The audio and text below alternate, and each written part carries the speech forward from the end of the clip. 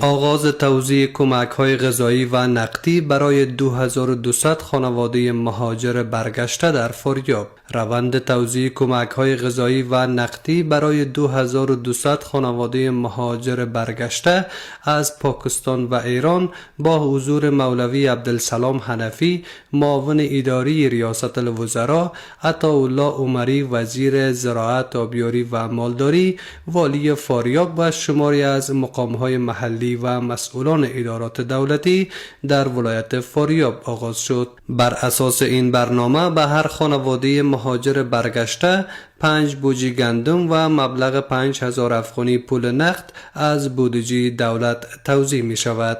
مقام‌های امارت اسلامی در این مراسم اخراج‌های اجباری مهاجران افغان از کشورهای همسایه را ناعادلانه، غیر انسانی و مغایر با ارزش‌های اسلامی خوانده و بر ادامه حمایت دولت از خانواده‌های برگشته تاکید کردند. همچنان مسئولان از برنامه توزیع زمین برای خانواده‌های برگشته در شهرک‌های مهاجرین خبر داده و اطمینان دادند که این روند در آینده نزدیک عملی خواهد شد. در وطن خود خوش آمدین، خوش گرفتید وطن لریزگاه. انشالله هر بر مهاجری که وطنگا عودت خلفته هر قیسگا وز ولایتگا بر نمره زمین بریلند و بگون الحمدلله جناب امیر المؤمنین صاحب طرف دادن bu تصمیم آلنده که باید bu qishda sovuq kecha va kunduzlariga qandoq bo'lanadi ki bizlar o'z inog'alarimiz bilan o'z singli xohallarimizni birgasiga qandoq bizlar imdod qilamiz, qandoq ko'mak beramiz. Shuning uchun 50,000 familga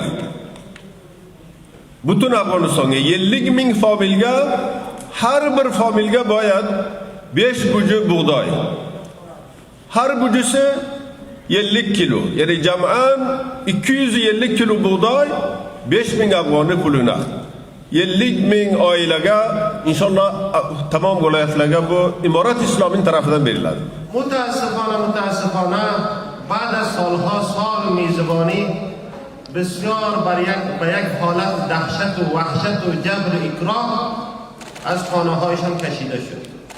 اجازه داده نشد که اجناس و اشیای ضروری فامیلش را جمع کرد و اجازه داده نشد که محاسبه دادهای خود را بکند. همه دارایی و سرمایه‌شان حساب کتابشان ماند بر شکل زور و دهشت و جبر و اکراه از خانه‌هایشان کشیده و تا به دروازه‌های افغانستان ساخت داده شد. از سوی دیگر خانواده‌های مهاجر برگشته از پاکستان و ایران با ابراز خرسندی از دریافت این کمک‌ها خواستار ایجاد فرصت‌های کاری و تسریع در روند توزیع زمین در شهرک‌های مهاجرین شدند.